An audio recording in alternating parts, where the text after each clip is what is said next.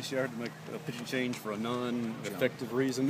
Yeah, that was a frightening moment for us. You know, Jacob, you were hoping it wasn't going to be right in the kneecap. It was on the side, so we feel like, he's going to be okay. But obviously, I'm not a doctor, so we'll usually really find out about these things the next day, and we'll get an MRI and find out what's going on there. But, hopefully, it's a frightening moment.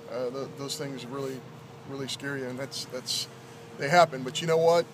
You don't ever want that stuff to happen. When they do, that's when you wouldn't want to find out about your ball club. And this is a good club. I give them all the credit in the world. They're good because they're experienced. They know how to play. You look at their lineup, and there's a ton of senior, junior in there, and that's why they're winning a lot of baseball games. So I thought we did some good things in this ball game. I thought we defended very well. I thought Sam Frost made some outstanding defensive plays. I think he says they weren't hard hit, so it was easy. Yeah. The play Frazier makes in the middle of the field is a big time play. I thought we did a nice job defensively during the course of the game. We get 7 guys on the mound who all contribute, and that's kind of who we are. You guys get through the lineup once, and the guys seem to figure things out with the starter there. Yeah, although, you get through the first time, I was looking at my chart, and the first time through, we had, 6 guys who hit balls really hard, and we didn't have anything to show for it. And you got to be really careful in those situations because your guys start thinking, this isn't our day. No matter how hard we hit a ball, it's just not going to fall for it. Their first baseman's diving, making a play. Shortstop's diving, making a play. Outfielder's diving, making a play. Right fielder jumps over the fence, pulls back. I mean, when those things happen in your first 9 ABs, you're thinking, oh dear, maybe this isn't our evening. But again, our kids, it's an older group who just keep competing, and they feel like some positive things are going to happen, and they did. What made Gentry the choice right there? And how quickly did you think of that when you saw the ball go up? Well, I think Butch and I both are thinking there's a 7-man right-handed lineup, and Gentry can live off of his fastball. So what we really, there's such a patient club, and we were hoping Milesy could get some early action and some balls on our ground infield. And really had a lot more punch-outs than I thought he would have, and he went deeper into counts than we thought he would.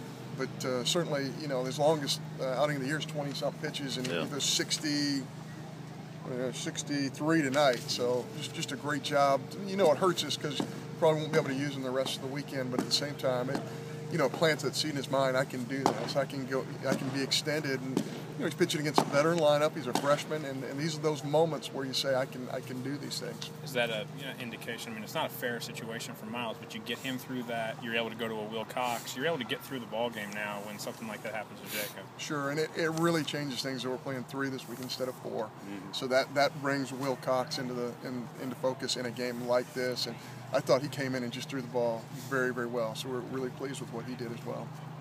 Just the depth of your pitching staff, I guess this would be a testament to that you had to bring a guy in early, and you still got plenty of pitching left for the rest of the weekend. Well, I'm glad you feel that way.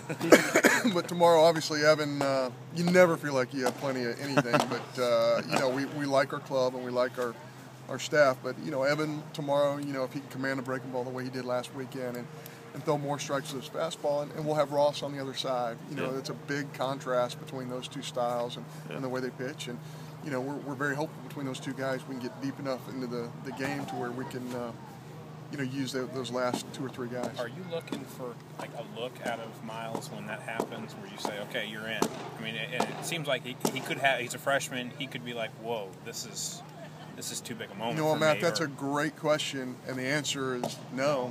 He hasn't flinched once. Butch Thompson says, hey, I know you've been throwing here your entire life, but what do you think about throwing here? Okay. It's the kid just. You keep waiting for him to become a freshman, and he just doesn't. He just keeps on going out there and throwing fastballs with movement at the bottom of the zone. Sometimes, 87, 80, 88, which from that arm angle is very unusual. And, this is a guy who's going to have a lot of appearances at Mississippi State if he stays healthy.